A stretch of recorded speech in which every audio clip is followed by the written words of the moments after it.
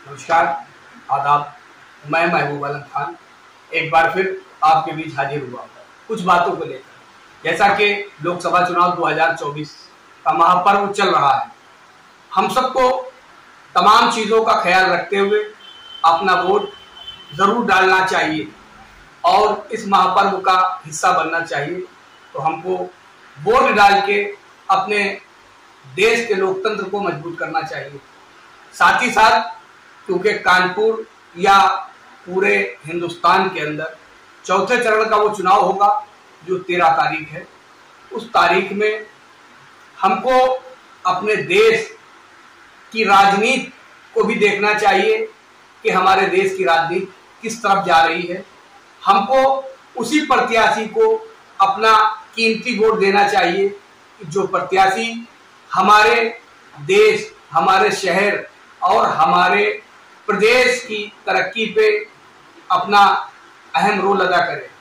हमको तमाम चीज़ों से ऊपर उठकर इन बातों का ख्याल रखते हुए उसी को वोट देना चाहिए जो हमेशा आपके दुख सुख में साथ खड़ा हो, आपके तमाम मुद्दों को, तमाम मामलों को वो बेबाकी से उठाता हो। क्योंकि ये लोकसभा का चुनाव है, बड़ा चुनाव होता है।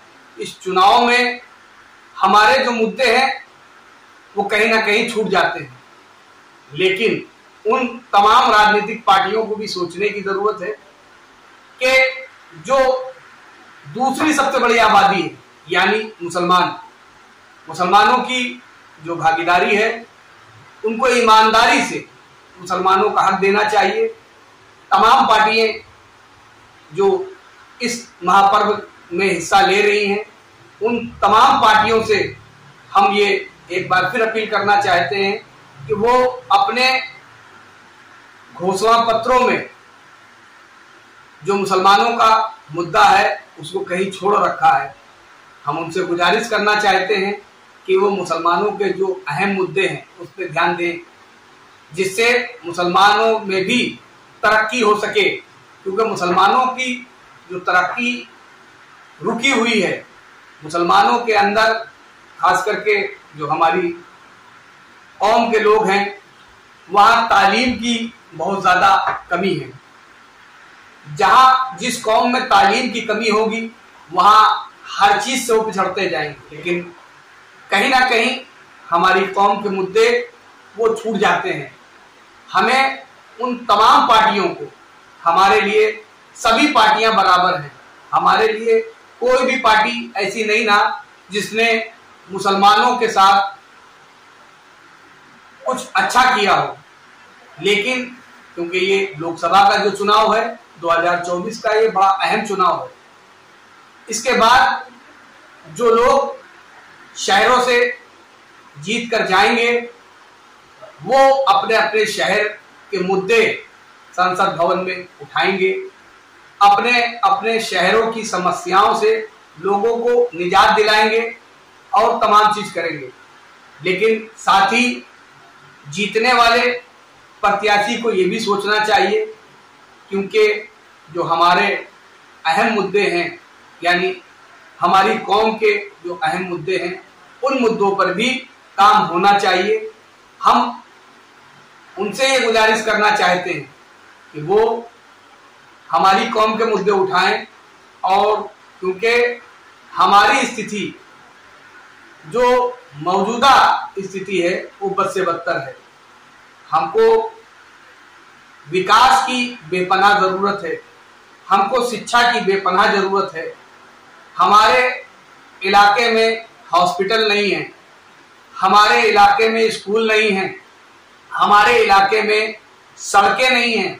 तो हमें तमाम चीज़ों पर ध्यान रखना चाहिए। हमारे कब्रिस्तानों पर कब्जा हो रहा है, हमारे जो एक बहुत बड़ी, हमारे मुसलमानों में एक बहुत बड़ी बिरादरी जो कसाई बिरादरी, जिसको कुरैशी समाज कहा जाता है, तो एक बड़ी बिरादरी है।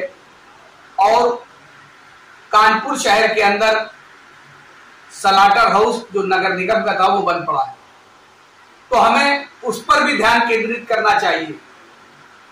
जो सलाटर हाउस नगर निगम वाला है उसको खोला जाना चाहिए। क्योंकि जब वो नगर निगम का स्लाटर हाउस खुलेगा तो उससे पूरी जो बिरादरी है, कुरैशी बिरादरी, उसको उसका फायदा मिलेगा। नहीं तो सिर्फ चंद लोग, पूरे शहर भर से 8 या 10 लोग ऐसे हैं जो उस कारोबार से मुनाफा कमा रहे हैं, बाकी पूरी बिरादरी वो कहीं ना कहीं पिछड़ती जा रही है। तो एक शहर का एक अहम मुद्दा है ये, इस पे भी बात होनी चाहिए थी, लेकिन इस चुनाव में इन मुद्दों पर कोई बात नहीं है। हमारा दूसरा मुद्दा हमारे जो कब्रिस्तान है, शहर भर में बड़े बड़े कब्रिस्तान हमारे पूर्वजों ने दिया, लेकिन उस कब्रिस्तानों की देखभाल ना हो सकी, लोगों ने उस पर कब्जे करने शुरू कर दिए। आज स्थिति यह है कि हर कब्रिस्तान के अंदर 100-100, 200-200 मकान बने हुए हैं और उन मकानों पर किराएदारी हो रही है।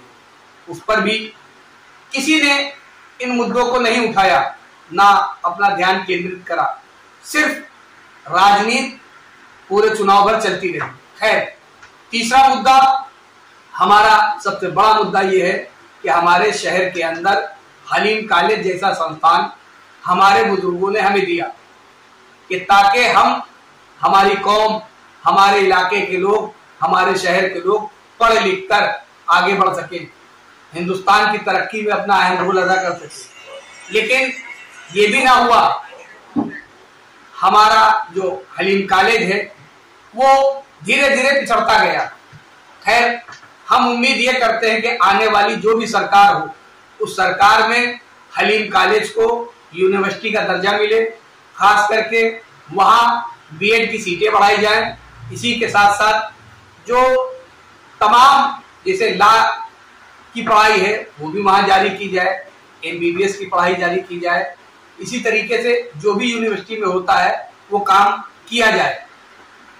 चौथा मुद्दा हमारा जो है वो कानपुर के अंदर, कानपुर जो है वो लेदर कहाँ पर रहा है, कानपुर के अंदर जाजमऊ, जहां पर बड़ी टेंडरी है और चमड़े का व्यापार होता है, वो चमड़े का व्यापार आज बहुत निचले स्थान पर आ चुका है। ज्यादातर टेंडरियां बंद हो चुकी है, जिसकी वजह से लगभग 2 लाख शहर का जो निवास करने वाला लगभग 2 लाख लोग बेरोजगार हो गए।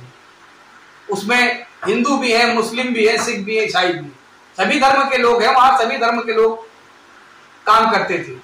तो वो जो 2 लाख लोग बेरोजगार हो गए हैं, आने वाली सरकार से उम्मीद करते हैं कि वो कानपुर की जो टेंडरी है, जो चमड़ा उद्योग है, उसको आगे बढ़ाने का काम करें और जो वहां पे सरकार द्वारा या जिला प्रशासन द्वारा ट्रीटमेंट प्लांट की व्यवस्था है उसको और बड़े पैमाने पर करा दी जाए, जिससे उसका जो गंदा पानी है वो डायरेक्ट गंगा में ना जाए, फिल्टर होके जाए। इसका भी ध्यान रखना चाहिए, लेकिन पूरे व्यापार को चौपट ना किया जाए, उसको भी आगे बढ़ाया जाए। ये भी एक अहम मुद्दा था जिसको इस चुनाव में नहीं उठाया गया। खैर, उसके बाद 5वां जो मुद्दा हमारा है वो हमारे शहर में चिकित्सा की बहुत कमी है, क्योंकि हमारे कानपुर शहर में बड़े पैमाने पे लोग कानपुर शहर से बाहर से लोग इलाज कराने आते हैं, जो हैलट, उर्सला, दीगर हॉस्पिटलों में पहुंचते हैं। लेकिन हमारे क्षेत्रों के अंदर जो नगर निगम द्वारा तमाम हॉस्पिटल चलाए जाते थे, जैसे कि चाचा नेहरू हॉस्पिटल, आज वो बंद पड़ा हुआ है। उसमें अभी पिछले कोरोना काल में ये कहा गया था कि वो बच्चों का एक बड़ा हॉस्पिटल बनाया जाएगा और उसका बाकायदा बजट भी पास हुआ था, लेकिन आज भी वो उसकी स्थिति जैसी की तैसी है। इसी तरह से धनकुट्टी हॉस्पिटल जो राजनीति की भेंट चढ़ गया, वहां पे भी उसको भी चालू कराना चाहिए जिससे लोगों को फायदा हो। इसी तरह शीशाबाव चौराहे पे एक नगर निगम का हॉस्पिटल है। शहर के अंदर दीगर जो नगर निगम के हॉस्पिटल थे, हम गुजारिश करना चाहते हैं कि वो अहम हॉस्पिटल हुआ करते थे, उनको चालू कराया जाए, जिससे तमाम लोगों को इलाज मौके पे मिल सके। इसी के साथ कानपुर शहर में कोरोना काल में हमने देखा कि इलाज की बहुत कमी थी। लोग हॉस्पिटलों के अंदर लोगों को एडमिट नहीं कर रहे थे क्योंकि संसाधनों की कमी थी। हमारे शहर के बीचों बीच एक हॉस्पिटल है जिसको मोहम्मदिया हॉस्पिटल कहते हैं। उस मोहम्मदिया हॉस्पिटल को नाम उसका मोहम्मदिया हॉस्पिटल है। शहर के चंद सरमाएदार लोग उसको अपनी जागीर समझकर बैठे हुए हैं। या तो वो खुद चलाए और अगर वो नहीं चला सकते हैं तो इतना बड़ा बना हुआ हॉस्पिटल है, उस हॉस्पिटल को सरकार अपने अंडरटेकिंग में लेके वहां पे कुछ अपने डॉक्टर्स और स्टाफ जो तरीका होता हो स्वास्थ्य विभाग में उसको लेकर उस हॉस्पिटल को बढ़िया तरीके से अच्छे तरीके से चमकाए और वहां प्रॉपर इलाज हो सके लोगों का, जिससे तमाम समस्या दूर होगी और तमाम बीमारियां लोगों की दूर होगी। ये तमाम मुद्दे जो शहर के थे, लेकिन वो शहर में इन मुद्दों पर कोई बात ना होके सिर्फ 2 मुद्दों पर लोगों ने चुनाव लड़ा कि ये आ जाएंगे तो ये खत्म हो जाएगा और ये आ जाएंगे तो ये खत्म हो जाएगा।